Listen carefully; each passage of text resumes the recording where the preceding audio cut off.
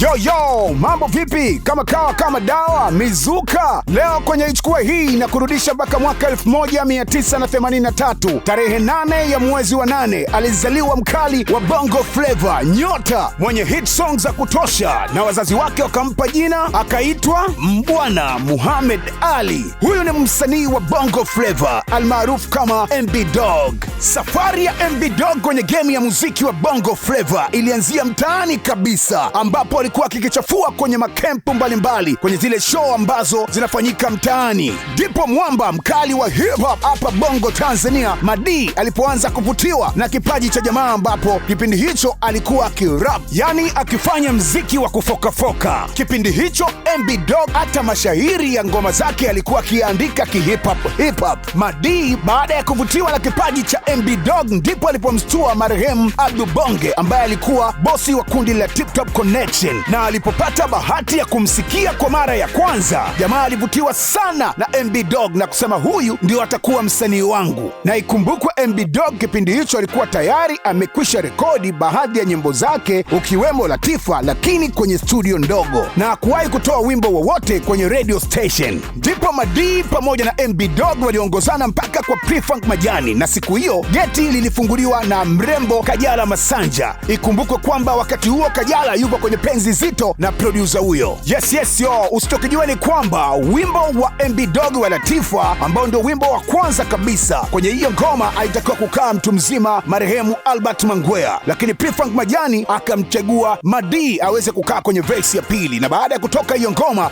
mataifa pamoja na Tanzania ilianza kumuimba Mnyamwezi. MB Dog kwa ile staili yake ya malavidavi, na kutoka kwenye staili yake ya zamani ya kurap na kuja kwenye R&B. Na ukimuuliza Madi verse yake kali ambayo ameshawahi kuifanya ya muda wote, anautaja wimbo wa MB Dog Latifa, anasema hiyo ndio verse ambayo amefanya kwa kiwango cha juu sana. Ichukue Hii, wakati jina la MB Dog linatajwa kila kona, ndipo Mnyamwezi MB Dog akaanza kumnyapia mrembo wa Tanzania Nancy Sumari, akawa anabubujikwa na machozi ndani ya moyo wake akilihitaji penzi lake. Lakini kwa bahati mbaya Mnyamwezi akapigwa chini, hasira zikazidi, ndipo alipoanza kuandika mangoma makali ya kutosha kupitia hasira za kukataliwa na mrembo Nancy Sumari. Sasa mwaka 2005 ndo albamu ya kwanza ya mtu mzima MB Dog ikawa inatoka, na akaipa jina la Si Uliniambia, ikiwa imebeba ngoma kali kibao umo ndani kama vile Latifa, Natamani, Mapenzi Kitu Gani, wimbo ambao alimshirikisha mwanamuziki underground kipindi hicho Chereaman, na kwenda kumtambulisha kwenye kundi la Tip Top Connection. Na ikumbukwe kwamba MB Dog ni mwanamuziki mwenye tuzo 3 za muziki hapa nchini Tanzania. Sasa huyo ndio